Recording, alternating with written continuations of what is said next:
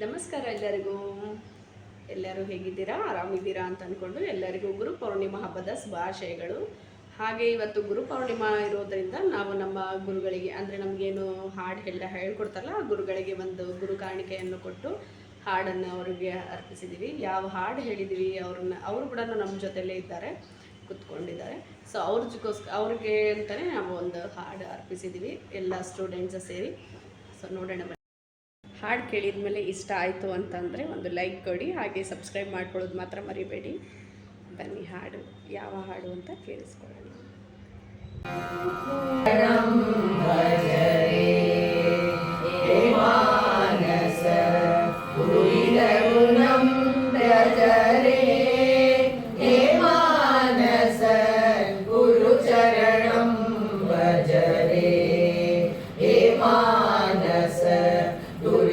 गुणं त्यज रे हे मानस गुरुचरणं भज रे.